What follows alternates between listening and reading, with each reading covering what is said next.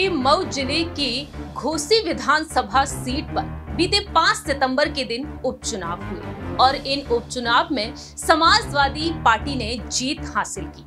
ऐसे में देखा जाए तो सियासी सरगर्मियां काफी तेज हो चुकी है यूपी की सियासत में, और इस दौरान देखा जाए तो चर्चा का विषय लगातार अपने बयानों के चलते बने हुए हैं सुहेलदेव भारतीय समाज पार्टी के राष्ट्रीय अध्यक्ष ओपी राजभर।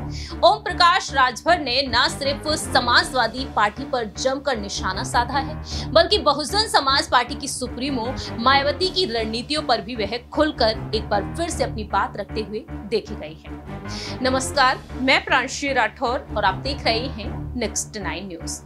दरअसल आपको बता दें कि आगामी लोकसभा चुनाव को मद्देनजर रखते हुए ओपी राजभर ने एनडीए में शामिल होने का फैसला लिया बीते कुछ महीनों पहले ही। अब वह एनडीए का हिस्सा है और ऐसे में देखा जाए तो वह लगातार विपक्षी दलों पर तंज कसते हुए देखे जा रहे हैं। घोसी विधानसभा सीट पर जिस तरह से हार का सामना किया है एनडीए ने, उसे देखते हुए अब यहाँ पर बसपा को लेकर और साथ ही साथ समाजवादी पार्टी को लेकर ओपी राजभर कई ऐसे बयान देते हुए नजर आ रहे हैं, जिससे कि सियासी सरगर्मियां तेज हो रही है। आपको जानकारी दे दें कि अब उन्होंने मायावती की रणनीति पर एक बार फिर से अपनी बात रखी है। दरअसल आपको बता दें कि सुहेलदेव भारतीय समाज पार्टी के राष्ट्रीय अध्यक्ष ओम प्रकाश राजभर का कहना रहा है साफ तौर पर जो हार मिली है, इस हार के बाद ओपी राजभर ने एनडीए की हार का बड़ा कारण बसपा का चुनाव न लड़ना बताया है। 5 सितंबर को घोसी में जो उपचुनाव हुए, उन उपचुनाव के बाद सबकी निगाहें उपचुनाव के नतीजों पर थी।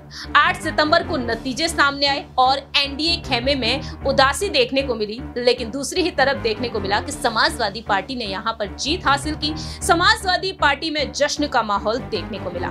जानकारी दे दें कि इन चुनाव में दारा सिंह चौहान के साथ साथ ओम प्रकाश राजभर की साख भी दांव पर लगी थी।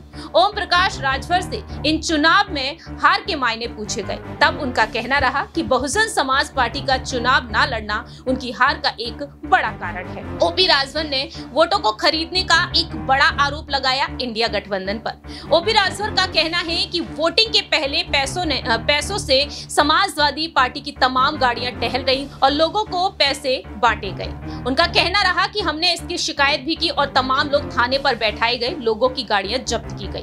ओपी राजभर का कहना यह भी रहा कि अगर घोसी में बीजेपी का कोई और कैंडिडेट होता तो चुनाव के परिणाम कुछ और होते। उनका कहना रहा कि दारा सिंह चौहान का वहां पर रिएक्शन था और लोगों को दारा सिंह चौहान से दिक्कत थी। अगर कोई स्थानीय प्रत्याशी होता तो शायद हम चुनाव जीत जाते। इस तरह से देखा गया है कि ओपी राजभर इन चुनाव को लेकर अपनी बात डंकी की चोट पर रखते हुए देखे जा रहे हैं।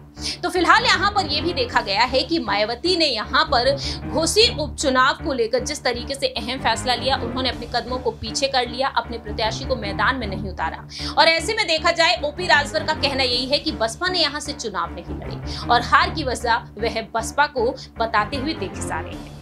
अब देखना यहाँ पर यह दिलचस्प होगा कि आगामी लोकसभा चुनाव को मद्देनजर रखते हुए मायावती साफ कर चुकी हैं कि वह इन लोकसभा चुनाव को अकेले ही उनकी पार्टी अपने ही दम पर लड़ेगी। क्या यहाँ पर मायावती अपनी रणनीतियों पर कोई बड़ा बदलाव करेंगी या फिर नहीं, ये देखना काफी ज्यादा दिलचस्प होगा।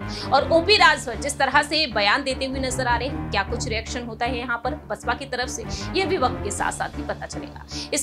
इस रिपोर्ट में इतना ही। बाकी की तमाम अपडेट्स के लिए देखते रहिए नेक्स्ट 9 न्यूज।